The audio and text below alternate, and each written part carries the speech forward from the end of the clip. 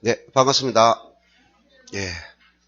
자, 문제가 어땠습니까? 쉬운 거는 쉽고, 어려운 건 아주 어렵죠. 예. 그 마지막 그 해설답의 마지막 40번 문제가 4번입니다. 3번이 아니고, 40번. 예.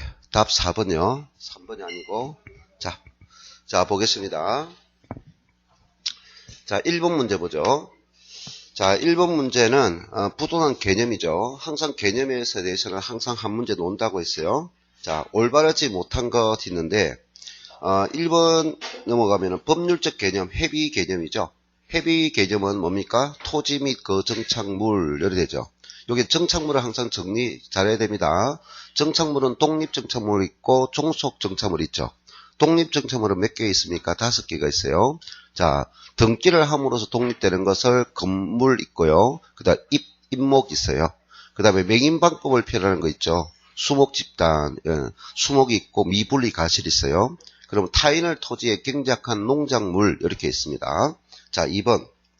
자, 부동산 경우 공시수단이 등기이지만 있어요. 동사는 점유로서 공시의 효과를 가진다. 여기 부동산 개념, 부동성 개념에서 나눠지는 개념이죠.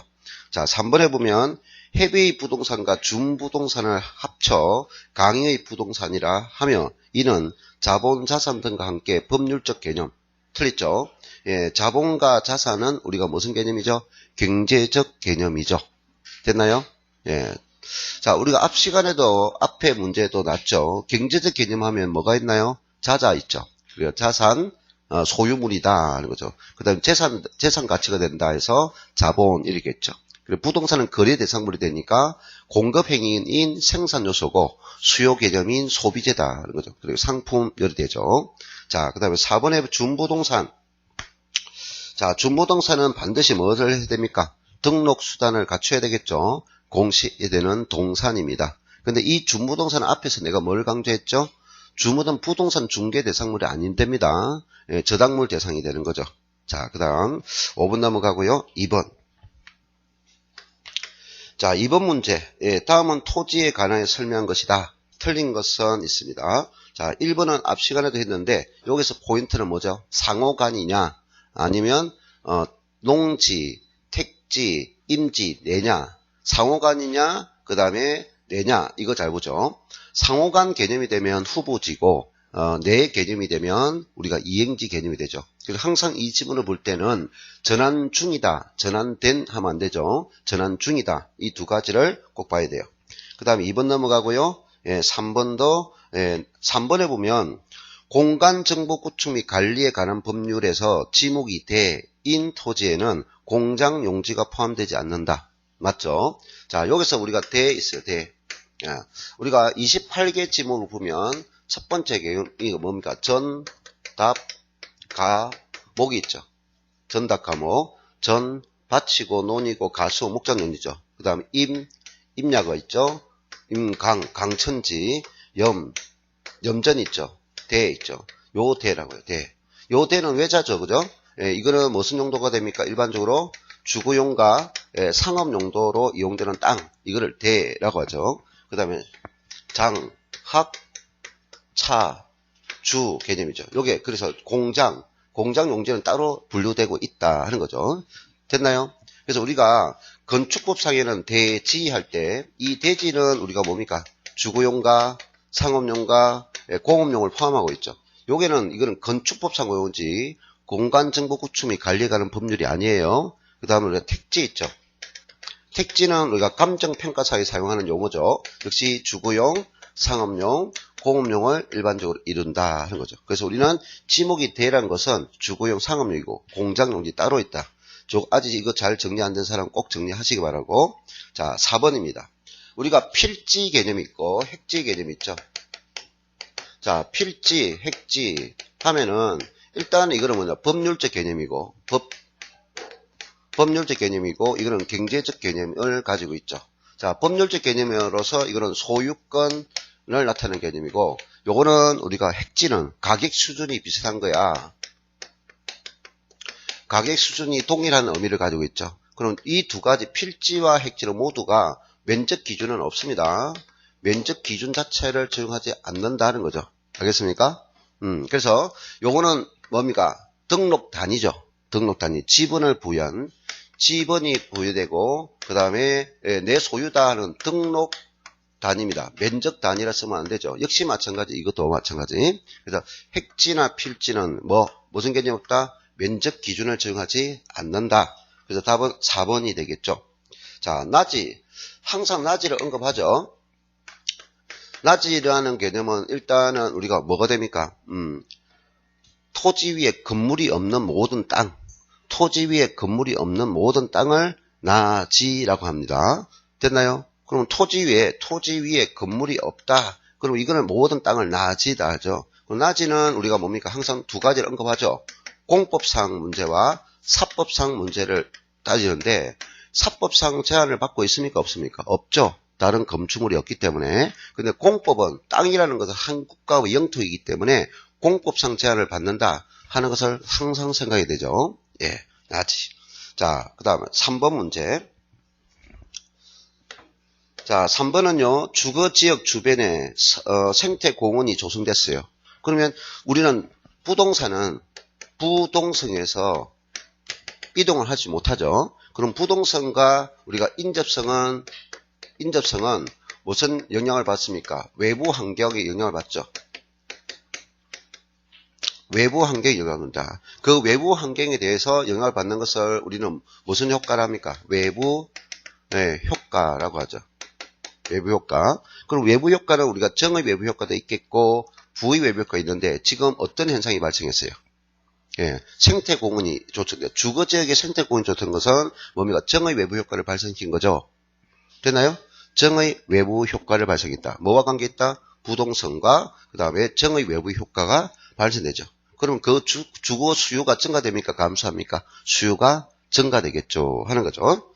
자, 그래서 정답은 3번 부동성, 인접성과 관계있고 정의 외부 효과, 그러니까 수요가 증가된다 하는 개념이죠. 자, 여기까지 전부 다 어려운 문제 아니었어요. 자, 그 다음에 4번 문제. 자, 수요 공급인데요. 자, 이 문제의 지문은 여러분이 정리를 잘 해야 됩니다. 다시 한 번 더 정리를 명확하게 해주세요. 앞 시간에도 우리가 수요 공급의 1회 때도 수요 공급 개념에 대해서 언급했는데 기초적인 개념일수록 여러분 틀릴 수가 있어요.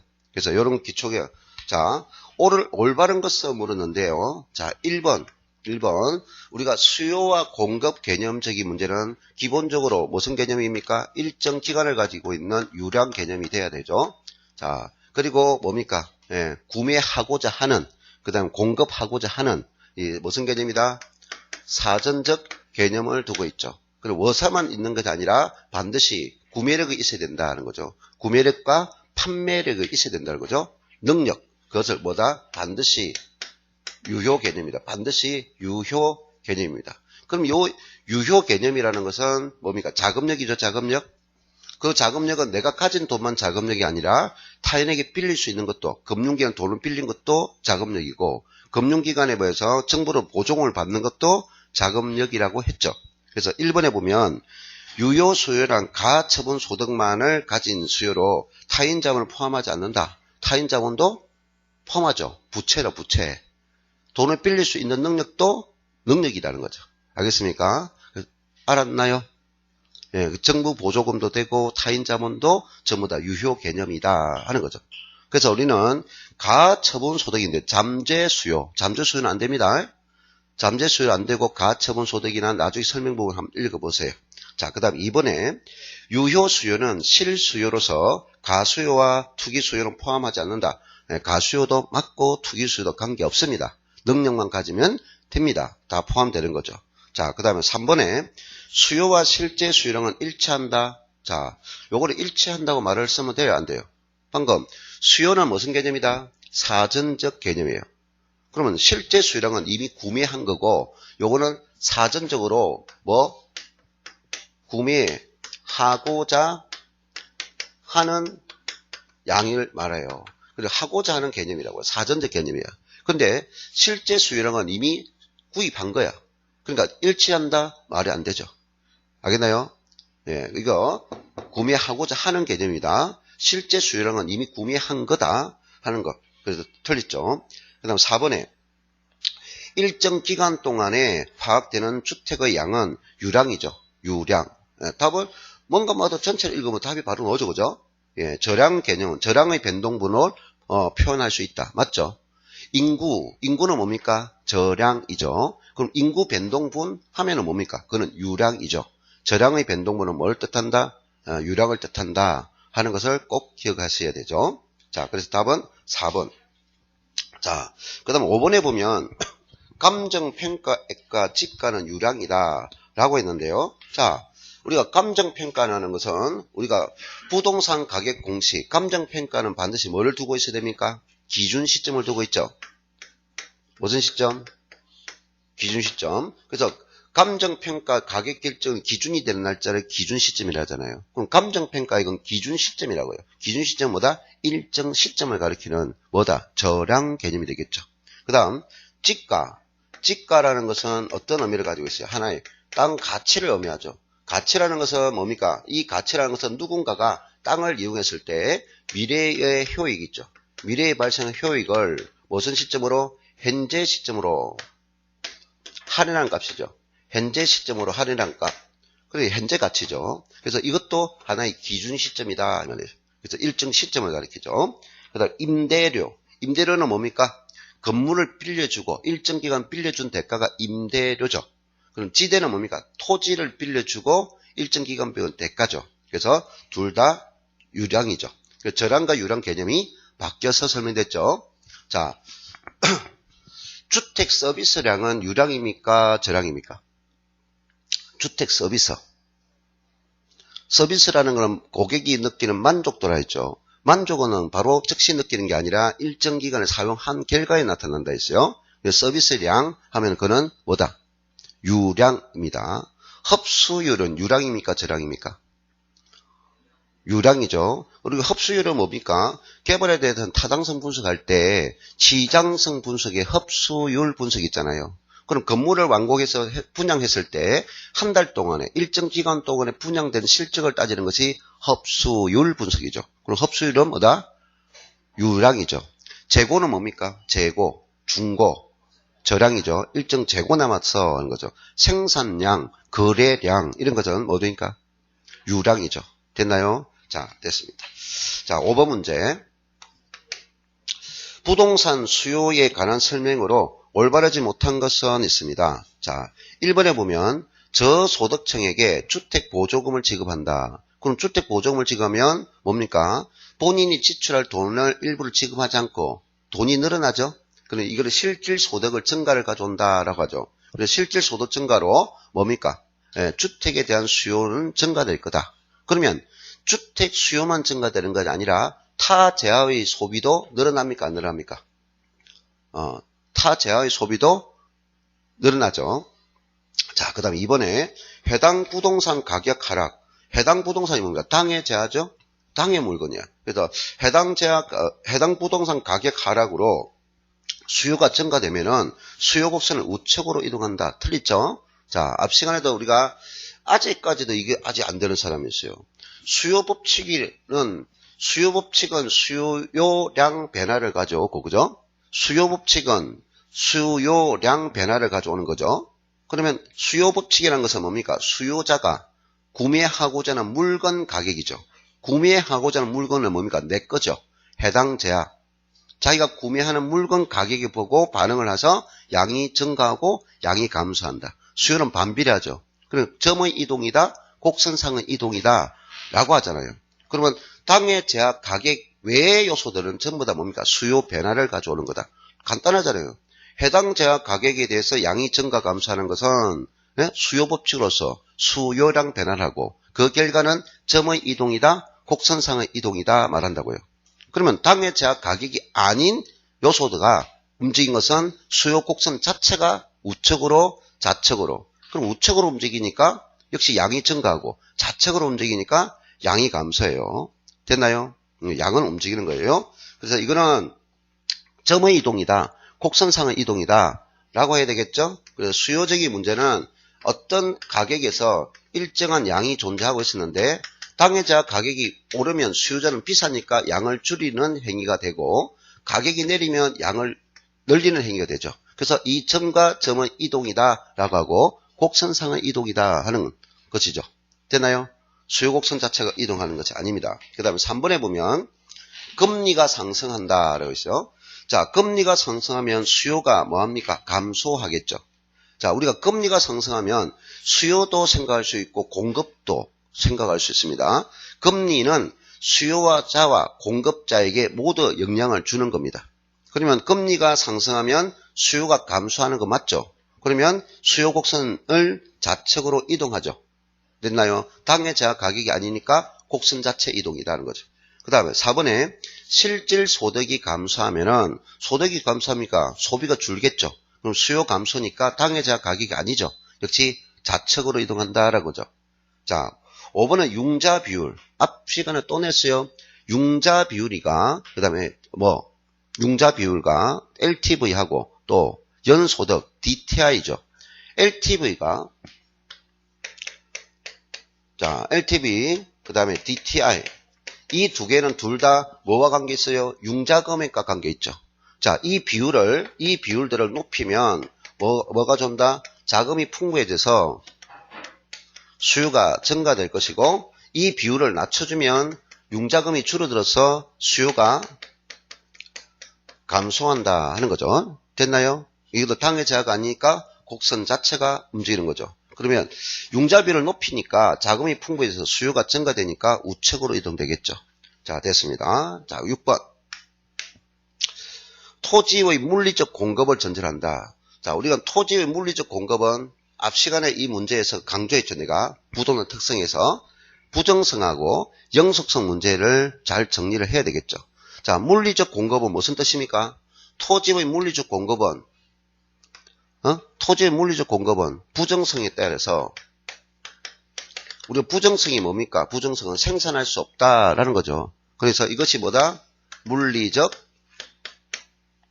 공급 행위를 할 수 없다는 거죠. 그러면 기존에 주어진 양에 대해서만 공급 행위를 하는 뭐가 됩니까? 완전 비탄력적이다 라는 거죠. 그럼 완전 비탄력적이라는 것은 무슨 변화와 양과 가격을 보면은 무슨 변화가 없다? 양의 변화가 없다는 뜻이죠. 가격 변화만 있는 거. 그것이 완전 비탄력 수직이죠. 수직. 자, 공급. 근데 토지에 대한 수요가 증가했어요. 수요 증가는 뭐죠? 플러스죠. 양이 증가하고 가격이 상승하죠. 근데 요 두 개를 이제 결합해야 되죠. 거래를 하니까. 수요자와 공급자 거래를 하니까 이 두 개를 결합해 보니까 공급 양이 변화가 있어 없어요? 없어요. 그럼 양은 변화가 없다라고 표시해야 되죠. 불변. 그러면 가격만 상승합니다. 라는 거죠. 이해했어요? 이것도 안 되는 사람 또 있더라, 아직까지. 자, 그래서 탄력성을 보고 탄력성과 수요 변화, 공급 변화를 결합시켜야 되죠. 그러면 방금 뭐가 없다? 양의 불변이다. 라는 게 답이 되겠죠. 답은 몇 번이다? 5번이다. 하는 거죠. 5번. 자, 그 다음 7번 문제입니다. 아파트 수요 함수가 있고요. 그 다음에 공급 함수가 있어요.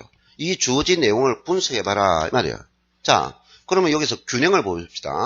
여기서 균형을 구할 때는 내가 두 개를 결합했죠. 수요 함수와 공급 함수에서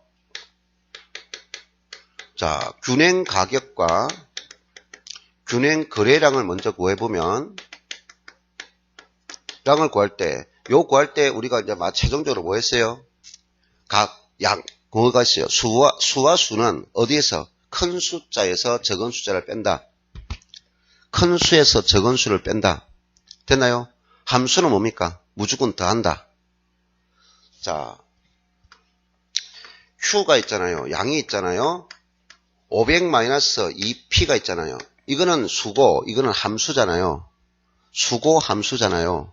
그 다음에 이게 수요가 되고 공급 함수는 Q는 얼마 됐어요? 200 플러스 P잖아요. 공급이다. 수와 수를 계할 때는 뭐 한다? 큰 수에서 적은 수를 빼라 했죠. 그럼 빼니까 얼마 나와요? 300. 그래, 이꼴. 자, 함수죠, 함수. 미지수 함수. 요 함수는 뭡니까? 미지수는 미지수끼리 무조건 더한다. 2가 되고 이건 1이죠. 그러면 3p가 되죠. 자, 그럼 p는 결과적으로 얼마 된다? 100이 된다 하는 거죠. 그래서 균행 가격은 얼마다? 100이다 하는 거죠. 그러면 이 100이 놓으면 어디든 대응시키면 되죠.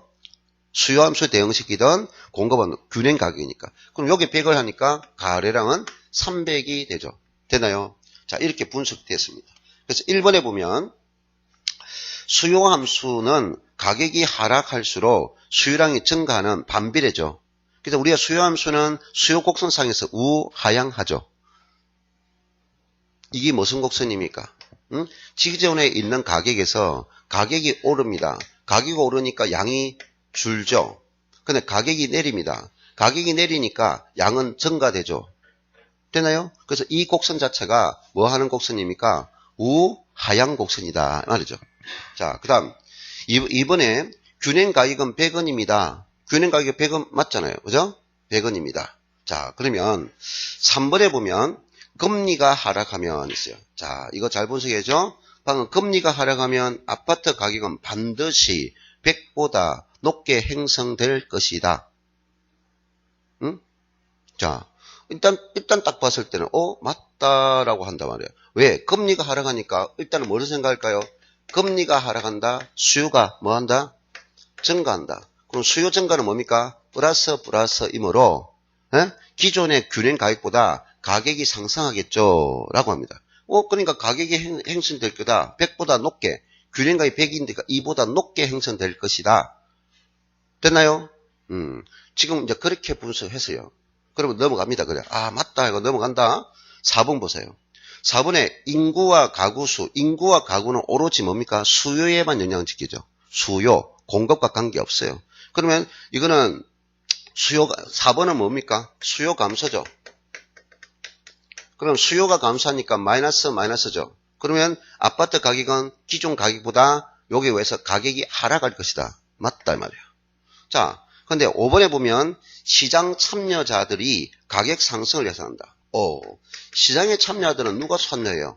수요자가 참여할 거고 공급자가 참여할 거잖아요. 그러면 지금 가격이 상승해서 지금 현 가격에서 가격이 높아질 것이 예상된다. 그러면 수요자 입장에 본다면 이거는 뭐가 됩니까? 수요가 증가되겠죠. 지금 싸니까 사면은 가치가 오르니까 수요가 증가될 겁니다. 근데 공급자 입장에는 이 가격은 지금 앞으로 가격인데 공급자는 판매가를 말하죠. 그럼 판매가니까 지금은 싸요. 앞으로 가격이 오를 거야. 돈이 안 되죠. 수요자 입장에는 지금 사는 입장이니까 지금 싸니까 사두면 이익이 생기니까 수요가 증가될 것이고 그 다음에 공급자 입장에는 판매가니까 판매가는 지금 낮다는 거예요. 돈이 안 된단 말이에요. 근데 공급자 입장에는 공급이 뭐한다? 감소합니다. 이 두 개를 같이 읽어야 된다고요. 같이 읽을 수 있어야 된다 하는 거죠. 알겠습니까? 그러면 여기 수요 증가는 뭡니까? 플러스고 공급 감소는 마이너스 플러스 값이죠. 결과 같이 일치하는 것은 가격이죠. 그럼 가격은 뭐한다? 상승할 것이고 근데 양은 어찌 됐다? 알 수 없죠. 증가할 수도 감소할 수도 불변일 수도 있다. 됐나요? 자, 그래서 시장 참여자들이 가격은 상승 무조건하니까 가격 상승에서 아파트 가격은 100보다 높게 형성될 것이다. 높게 형성될 것이다. 이해했나요? 가격 무조건 상승이에요. 그럼 답이 없네요. 하면 안 돼. 방금 이 3번이라고요. 아까 방금 여기서 인구라든지 가구라든지 이런 것은 오로지 수요에 영향을 주는 거고 요거는 두 개 시장 참여자니까 둘 다 생각해 봐야 되고 됐나요? 만약에 건설 원가, 토지 원가 하면 그런 공급만 생각하면 되는데 금리라는 것은 수요자도 돈이 필요해야 하고 공급자 돈이 필요하다고. 그러니까 이거는 수요 증가만 읽으면 안 되고 공급 증가도 같이 읽어야 돼. 공급자 측면도 같이 읽어야 된다 이 말이에요. 그러면 수요가 증가되고 공급이 증가된다면 공급 증가는 플러스 마이너스죠. 그러면 이게 되니까 뭡니까? 양은 증가되지만 가격은 뭡니까? 상승할 수도 하락할 수도 불변일 수 있어요. 그래서 이 답은 무조건 높게 형성된다고 볼 수는 없다. 높아질 수도 있고 낮아질 수도 있고 불변일 수도 있다라는 거예요. 알겠나요? 그래서 7번 문제 정리 잘하세요. 다시 한 번 더. 알겠나요? 예. 나중에 시험 치고 오면 이런 문제를 한단 말이에요. 설명 안 듣고 또 그 생각 안 하더라는 거죠. 알겠나요? 예. 각종 규제라든지 규제, 금리, 이거는 수요와 공급자에게 모두 영향을 준다는 거 꼭 명심하시기 바랍니다. 자, 그 다음 8번 문제.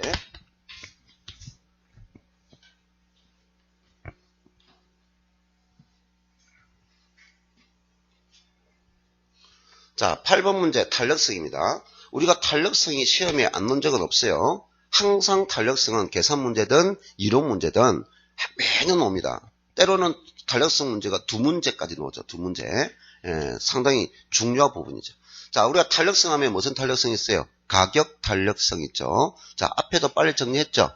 자, 가격 탄력성 하니까 분모가 항상 탄력성은 분자가 뭡니까? 양이에요. 탄력성은 뭐다? 분자가 뭐라고요? 양. 그리고 양의 변화율입니다. 율. 양의 변화율이에요. 변화율. 그리고 율과 율을 비교하죠. 그 다음 가격 변화율이죠. 자, 이것이 1이 되는 거 있고 이것이 1이 되는 거 있고 이보다 적은 것이 있죠. 자, 이것은 뭡니까? 양의 변화가 크고 이것은 무슨 변화가? 가격 변화가 큰 거죠. 이거를 뭐로 읽어요? 단위 탄력적이다. 요거를 탄력적이다. 이것을 비탄력적이다. 자, 이보다 큰 것이 있어요. 무한대라죠. 무한대. 이 무한대는 뭔가 변화가 없죠. 자, 이보다 적은 거는 0이죠. 0. 자, 이거 무슨 변화가 없죠? 양과 가격 중에서 탄력성이 0이 되는 것을 완전 비탄력적이죠. 완전 비탄력적이라는 것은 가격 변화는 있어도 무슨 변화가 없다? 양의 변화가 제로. 양의 변화가 없다는 뜻이죠. 예. 그러면 이것은 뭐죠? 예. 가격 변화, 양은 변화가 있는데 가격의 변화가 제로인 것을 말하죠. 이것을 완전 탄력적, 완전 비탄력적. 요 부호도 같이 인식해야 됩니다. 근데 이것은 탄력성이고 지금 이거 탄력성과 탄력성을 본다면 이것이 이거보다 탄력성 값이 크죠. 탄력성 반대의 역수관계를 뭡니까? 기울기라고 하죠. 기울기. 자, 단위 탄력적인 기울기를 어떻게 합니까? 가격 변화율하고 양의 변화율이 같다. 그래서 이거를 표현을 어떻게 한다? 직각삼각선이다. 또는 45도 각도다 라고 한다 했죠. 자, 탄력성인 것은 무슨 변화가 크다? 양의 변화가 크다. 가격, 양. 그러면 이것이 크죠. 자, 그러면 이거는 완만하다는 거죠. 그리고 탄력성이 클수록 기울기는 완만하다 하는 거죠. 탄력성이 적으면 기울기는 가파르다. 가격 변화가 양 변화보다 크죠. 가격, 양. 됐나요? 비탄력적. 자, 이거는 무슨 표현이죠? 수직이라고 말하죠. 수직. 요거는 뭐라고 말하죠? 수평이라 이렇게 말한다는 거죠. 자, 그러면 우리가 이거는 가격 탄력성이고 소득 탄력성이 있죠. 자, 소득 탄력성은 그 소득에 대해서 소득의 변화율이죠. 여기서 율과 그 다음에 양, 수요량이죠. 소득은 오로지 공급량과 관계없어요. 소득은 오로지 수요량과 관계있어요. 그럼 수요량의 변화율인데 요 자체가 플러스니까 플러스고 마이너스고 마이너스다. 그거를 소득에 비례한다 하죠. 그걸 무슨 제? 정상제라 하죠. 우등제. 자, 플러스인데 마이너스 되고 마이너스인데 플러스 돼요. 그러면 요거는 양의 값을 가져오는 거고 이거는 음의 값을 가져오는 거죠. 그래서 소득의 반비라는 거죠. 이걸 뭐다? 열등제라고 하죠. 소득의 변화가 없어요 하는 거죠. 0. 이거를 중간제라죠. 그래서 소득 탄력성은 0보다 큰 값은 플러스 값이고 0보다 적은 값은 마이너스 값이죠. 그래서 소득 탄력성은 1보다 크다 적다 표현하면 안 되고 0보다 크다 0보다 적다라고 표현해야 돼요. 0보다 큰 것은 뭐다? 정상제고 0보다 적은 것은 뭐다? 열등제다. 그 다음에 교차 탄력성 있죠. 교차 탄력성은 서로 다른 제하가를 비교하는 거죠. 그래서 A 제하와 B 제하가 있는데 이 두 제하가 어떤 관계입니까를 알아보는 거죠. 그래서 이것도 A 제하의 뭡니까? 가격, 변화에 대해서 B 제하의 양이죠. 이것도 수요량입니다. 수요량의 변화를 분석하는 거죠. 됐나요? 역시 마찬가지로 플러스인데 플러스다. 그러면 다른 제약 가격에 대해서 당의 제약의 양이 비례한다. 플러스면 플러스, 마이너스는 마이너스. 이거를 우리는 무슨 제? 즉 양의 값을 가지는 거 대체제라고 하죠. 대체제. 그럼 다른 제약 가격에 비해서 당의 제약 양이 먼저 반비례한다. 그럼 어머니 값을 가지죠? 보완제죠. 대체제는 뭡니까? 동종 유사성이 있어야 되겠죠? 경쟁관계죠. 경쟁관계. 보완제는 뭡니까? 함께 소비되는 관계를 보완제라죠. 전혀 변화가 없어요 하는 거죠. 이거를 독립제라죠. 자, 머릿속에 계속해서 인지를 시켜줘요. 알겠어요? 요거를 알아야만이 기본 내용을 풀 수 있죠. 자, 그래서 이거 탄력성이 올바르지 않은 것은 있는데, 자, 1번에 보면, 1번에 보면 수요의 탄력성이죠. 예, 수요를 변화시키는 요인의 변화, 비율에 대한 수요량의 변화죠. 됐나요? 그래서 요인의 변화 비율에 대한 수요량의 변화 비율, 수요량, 양의 변화를 가져오는 것을 말한다. 그 다음에 이번에 신고제가 있고 인허가제가 바뀝니다. 그러면 이거는 뭐야? 신고제가 어떤 게 더 자유로워요? 신고제가 자유롭죠. 그럼 인허가제는 좀 강하죠. 법이 강화됐다고요. 그럼 탄력적입니까? 비탄력적입니까? 어떤 공법이 규제가 강화되면 비탄력적이죠. 완화되면 탄력적이고, 강화되면 탄력적이고, 강화되면 비탄력적, 완화되면 탄력적. 자, 이거는 이제 이런 개념이죠. 민감하냐, 민감하지 못하냐. 대체제를 뭡니까? 대체제가 존재하면 탄력적이 되고, 대체제가 없으면 비탄력적이겠죠. 대체제 수가 늘어나면 탄력적이 되고, 됐나요? 자, 우리가 대부분 일반적으로 부동산은 단기보다는 장기가 탄력적이 되죠. 단기는 부동산 수요는 구매하는 고가니까 즉시 반응할 수도 없고 또 공급적인 문제도 즉시 생산할 수 없기 때문에 우리는 부동산에 대해서는 단기는 비탄력적, 장기는 탄력적입니다. 그런데 자, 생산기간이 줄었어요. 생산기간. 그럼 공급 탄력성이 어찌 돼요? 탄력적, 비탄력적.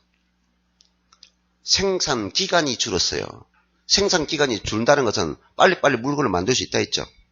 네? 내가 유주세기가 뭡니까? 라면 끓여가지고 공급한 거를 말했는데, 네? 그래서 빨리 만들면 탄력적이라는 거죠. 빨리 만들면. 이해됐나요?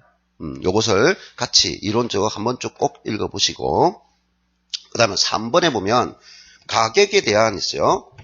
수요의 탄력성이 클수록 탄력성이 크다라고 있어요. 가격을 인상한다. 자, 요거를 이제 계속해서 이제 넣어줘. 자, 어느 지역에 수요가 있죠. 이 수요자들이 가격에 어떻게 반응합니까?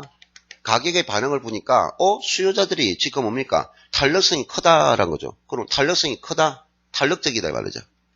탄력적이 크다. 그러면 요 시장에 뭐가 공급자의 우선 정책, 가격 정책을 한다면 이 말이죠. 자, 그래서 클수록 가격을 인상시키는 시장 전략. 그럼 가격을 인상시켰다고요. 가격을 뭐 했다? 인상시켰다고요. 그럼 수요자는 가격 인상에 대해서 뭐 한다? 탄력적이라 했으니까 민감하죠. 그럼 각 인상 금액보다는 양이 줄는 게 크죠. 그러면 이거는 수입이 뭐 한다? 감소하겠죠. 그럼 감소합니다. 그래서 공급자의 총수입은 증가하는 것이 아니라 감소한다 이 말이에요. 그냥 논리를 그냥 보세요.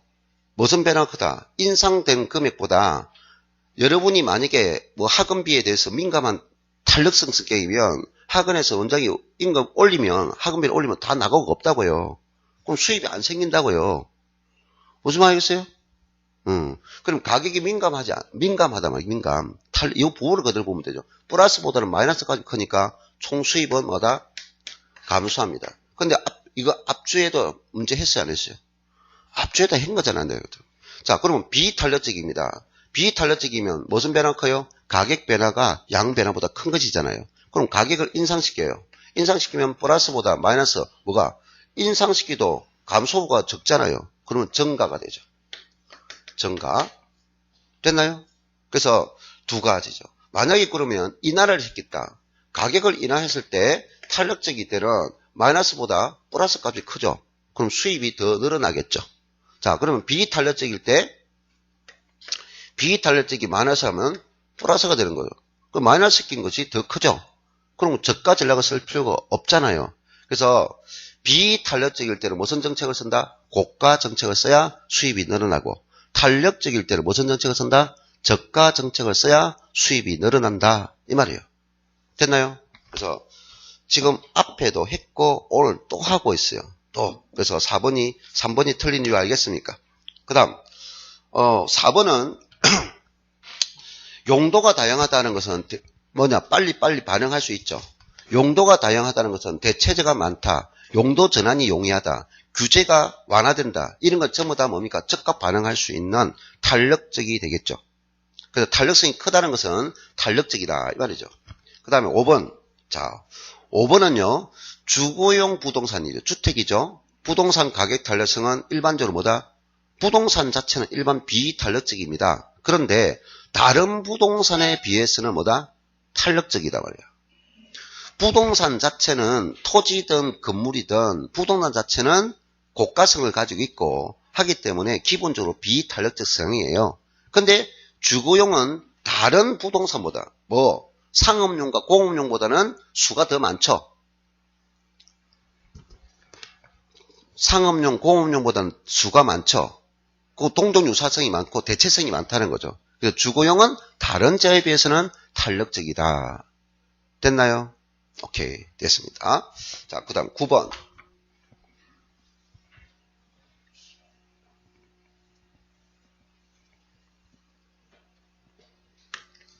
자, 9번 문제. 이 다음 설명에 나타난 사무실의 특성에 대한 설명이 틀린 것은 있는데요. 이런 것들을 잘 분석을 못해요. 그냥 똑같은 내용인데, 지금 여기서 우리가 보면 임대인이 사무실 월 임대료를 8만원에서 10만원으로 상승했죠.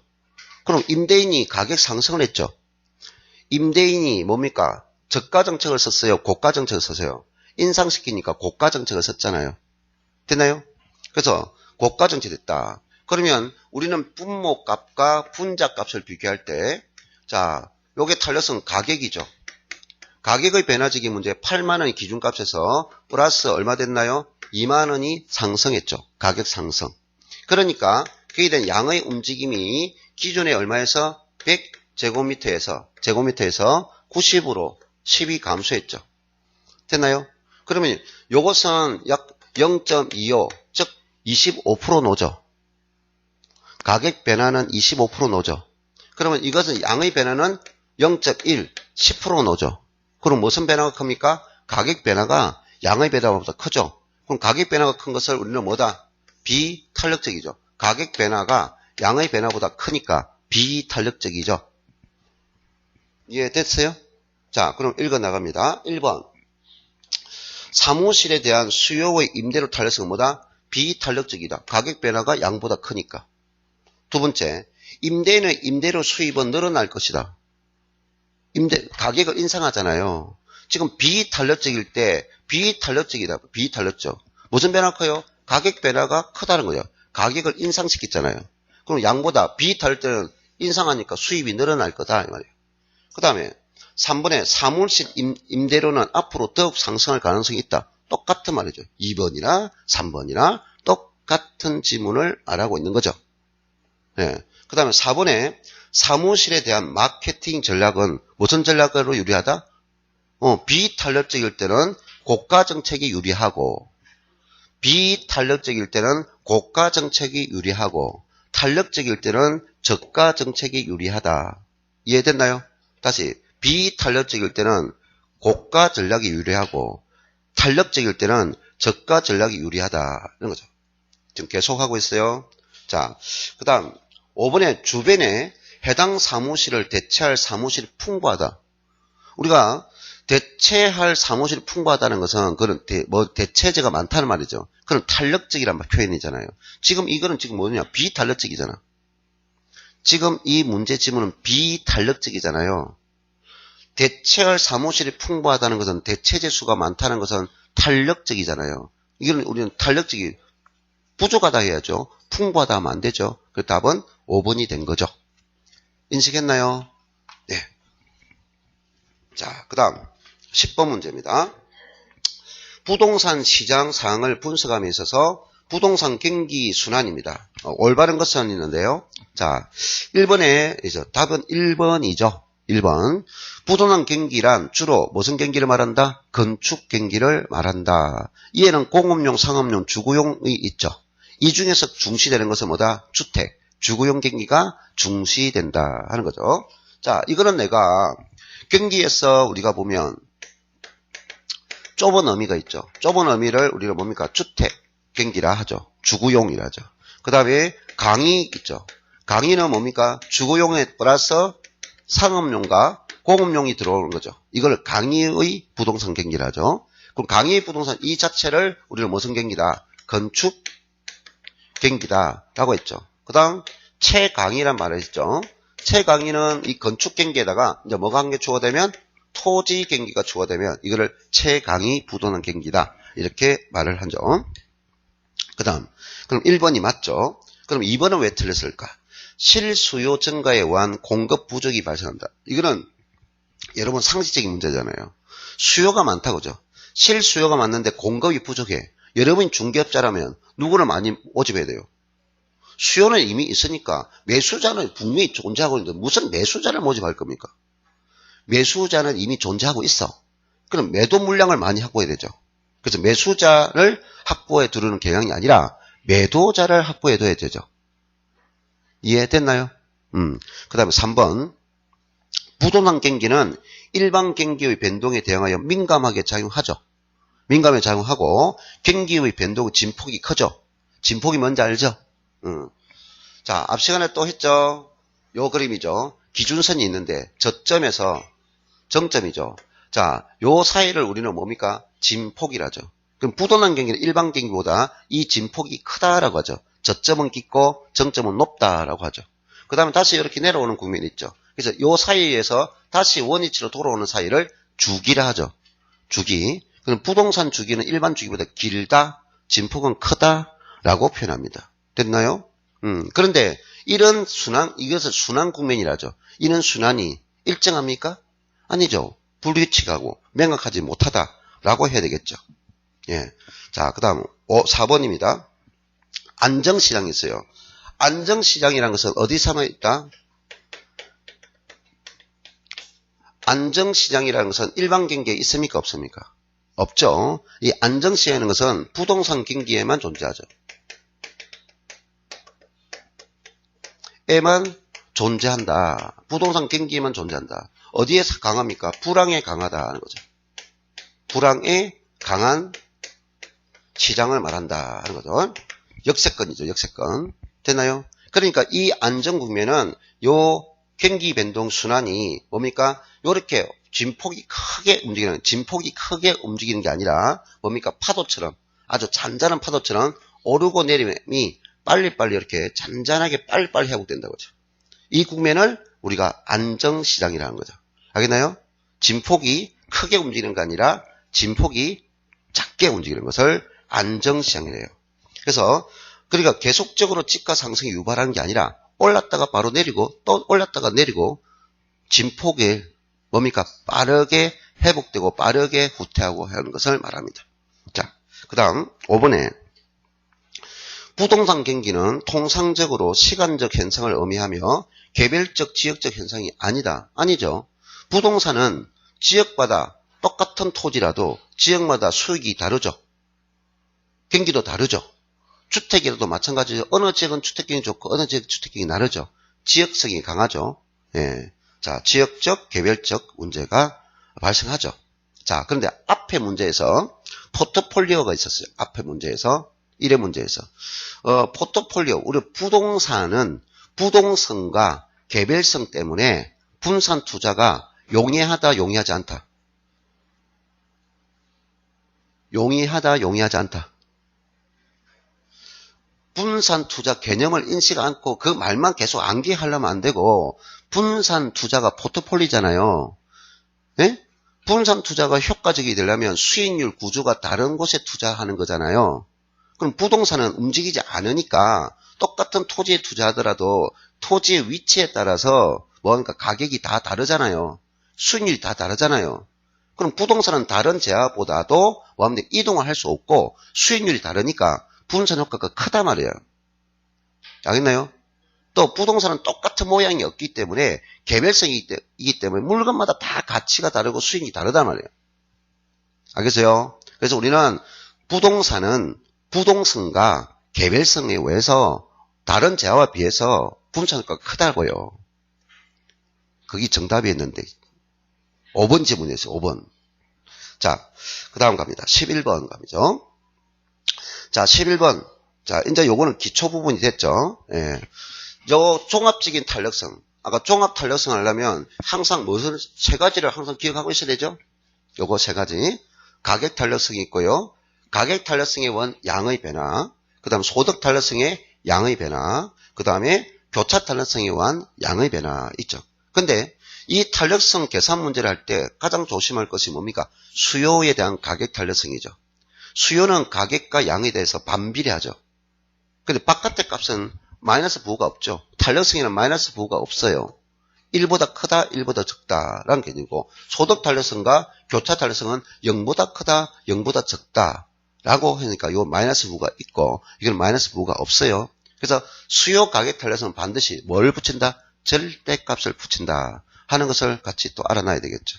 그러면 지금 이 문제는 전체 수요량 변화를 물었으니까 이건 오자마자 하나 가격 탄력성, 또 하나 소득 탄력성, 또 하나 교차 탄력성, 전부 다 요거는 뭡니까? 양이죠. 탄력성은 전부 다 분자값이 뭐라고요? 양입니다. 양. 자, 그래서 이 문제 서두에서 아파트 가격이 20% 상승했다 했죠. 그럼 아파트 가격이 20%가 되고요. 그 다음에 아파트 수요 소득 소득은 10%다 했죠. 10%. 그 다음에 단독주택 가격이죠. 그러면 단독주택 가격이다. 가격은 항상 서로 다른 제하죠. 지금 우리가 묻는 것은 앞에 당의 제하가 아파트예요. 그러니까 여기서 단독주택 가격이니까 단독주택 가격이죠. 가격. 자, 거기 몇 프로예요? 5%다. 전부 다 플러스로 됐네요. 그 다음 밑에 표에서 기억이 아파트 수요 가격 탄력성 결과값이죠. 0.6, 60%죠. 자, 이것은 얼마 줬죠? 0.8. 자, 이거는 얼마 줬죠? 0.4. 끝났잖아요. 곱하면 되잖아요. 분모와 결과를 곱하면 분자값이 나오죠. 자, 이거를 곱합니다. 그럼 이거를 곱하면 2%가 나오죠. 몇 프로? 2% 넣어요.